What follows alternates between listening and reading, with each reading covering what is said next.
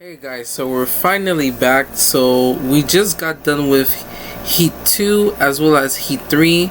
So this is going to be the final heat of the women's 100 meters hurdles first round. Now this features Keni Harrison. Now Keni Harrison is not new to the block. She had performed at the Tokyo Olympics as well as the Rio 2016. What's cool is that, she's very strong. She is also the American record holder at some point with 12.20. She also trains with Thing Mo as well as Sydney McLaughlin-Lavroni. So she definitely has some legendary company in her hands. Let's see what's going to happen in Heat 4 as they qualify for the semis and then as well as the final. Now, what I've been seeing so far, Masai Russell as well as Nila Ali and now to Keni Harrison, it's been a lot of focus right now. Some of the other people they just ran, I feel like the way they ran their hurdles, it felt like they was running the semis, because we're gonna be starting to get to see some fast times. So without further ado, let us watch Heat 4, and then we'll be start closing out with the semi-final as well as final, and then we will start taking a small break because we're gonna cover the decathlon. I really wanted to see Anna Hall do the semis and the finals and the decathlon, and then we're gonna jump in the men's 400 hurdles as well as the women's 400 hurdles. So we'll do it simultaneously back to back, so that way it covers the entire lineup. And then once we're done with everything, we will start getting ready to close out for the entire presentation from the US Olympic trials. Once we close that up, we will shift our focus into the monthly content report on my channel, which will be focusing on what is next before we jump into the Paris Olympics. So without further ado, let us start. Olympic silver medalist Keni Harrison. Right, Almost just 2 years ago, she held the world record at 12.20. She went to the last Olympics and got a silver medal behind Jasmine Camacho Quinn. That's another thing. I know I know Otto Bolton just mentioned Jasmine Camacho Quinn. Is she still representing the U.S. or she's representing Puerto Rico? She also held the record at some time. So there's a lot of people that either held the record before or closer to that record. I think Toby Amason is the one that actually has the record with a 12 flat, if I'm not mistaken. Let me know in the comments below. She trains with Sydney McLaughlin-Lavroni and Thing Mo under Bobby Kersey in Los Angeles. And on the other side of the track is 23-year-old. Listen, the NCAA females are not playing. We saw some people from Arkansas. Now we're seeing some Florida Gators right now. Grace Starks, I remember, if I'm not mistaken, she ran hurdles and then she definitely helped out in some of the relay legs, if I'm not mistaken. Like, she looks super focused, and the fact that when you have some NCAA athletes that jump from their season to the senior season and into the professional one, that means they're hungry to be an Olympian. So you could never count newcomers out.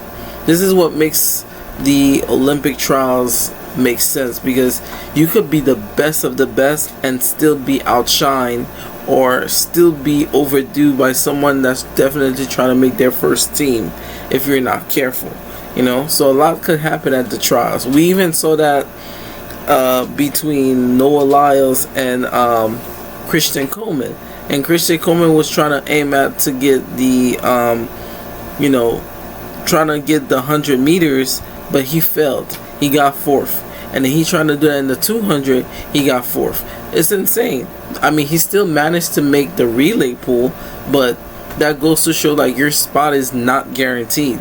This is what is called the trials, because you can never know what's going to happen at the trials. So kudos to them. From Michigan, Grace Stark, the NCAA champion. She looks dangerous. Just having finished her senior season at Florida. She's not smiling. All sorts of injuries, including a tibial plateau fracture and a torn meniscus in her left knee. So a lot of people. See, this goes back to what I was saying at the gymnastic reaction.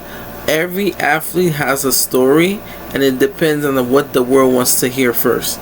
You know, to just heard everything that she went through just to be standing here goes to show that every athlete's mentality is all about mental at that point. Because if your mental is not there, you can't do nothing. But if your mental is there, your body will push itself to certain limits that you would never expect yourself to even be doing. So the fact that she's able to go through all this and still now be at the trials, that is insane. Happy to see Miss Stark back and looking like her best self. She ran a personal best to win the NCAA title at 12.47. And with this no pressure, no elimination heat, guess where Lolo Jones is going? She's back at the U.S. Olympic track and field trials. Wait a minute. So I'm going to stop it. I know I'm not supposed to be stopping it. Lolo Jones did do, I think this is what, her first, third or fourth Olympics.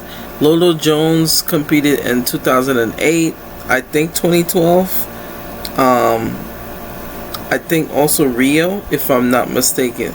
So she's a veteran. So before we continue with the events of the race, so here's the lane assignment for Heat 4. So lane 1 and 2 are open, which means there's nobody there. So our first athlete that is in lane 3 is Keni Harrison. Then you have Amber Hughes, and then Jalecia Smith, Lolo Jones, Destiny Huven, and Grace Starks. So these are your 4 or 6 ladies that is going to be part of the last heat before we get into semis. Okay, guys? So I just pray that Lolo makes it, because from what I know, everybody that managed to get into the rounds, they just let people go through the next round. But I think it's gonna get super competitive when they get to the semis. Pressure no elimination, Lolo will go through to the semifinals. I was there to watch her win the 2008 trials. A less 100-meter world champion from 2005, Lauren Williams, is in the building. This is the only woman in Eugene, Oregon, who is both a Summer Olympian and a Winter Olympian. She has 3 Olympic berths, 2 in the summer, 1 in the winter. Oh, that's beautiful. All those winter games that she was in, and it caused quite the buzz that Lolo was in the House of Speed. I remember that. So Harrison will be in lane 3. I think this is the favorite here in lane 8, Grace Stark. She's already run 12:47 this year. Keni Harrison's best is just 12:60. So she's going to be trying to run a little faster than that, if for no other reason, to set yourself up in terms of rhythm. The hurdles are about the rhythm. And before Aldo Bolton continued with his understanding of things, remember what Nia Ali did? She didn't even run through the whole thing. She let all the youngsters run like they was running a semis. So hopefully she has enough in the tank to definitely start putting some times down, especially once they get to the semifinals. Because the semis, you have to start running it like it's your final. And if you can't do that, you're not even gonna make the team. So she's gotta be careful. Rhythm. And if you get yourself into a good rhythm from the very first heat, that can pay dividends if you're able to get to the final. So Jones is in 6, Starks in 8. And Harrison is in 3. Alright. Come on, Stark. Come on, Harrison. And come on, Lolo. Go. Alright. Let's go. It's heat 4 of the women's 100 hurdles. Keni Harrison on the far right-hand side. Grace Stark closes. They already left Lolo. Also running pretty well as Amber Hughes. But Keni Harrison for the win, just ahead of Grace Stark. 12:49. That season's best that I talked about before the gun. Keni Harrison, we know if you're a Bobby Kersee coached athlete, you will be ready for championships. So she gets the better here of the NCAA champion start by just a little bit, 12:49 to start 12:52. All right. Let's get another look at the NCAA champion's start. She's on the outside in 8. Excuse me, Keni Harrison's on the inside in 3. She always starts well, but great start on the outside in 8 was also gone. So then it was up to Keni Harrison to kind of reel her back in. The adrenaline, like, people don't be forgetting the adrenaline you have to go through to still look forward to jump over these blocks is no joke. It's no, like, I be thinking, like, what events that makes it harder. The fact that you have obstacles, you still gotta get out and do that.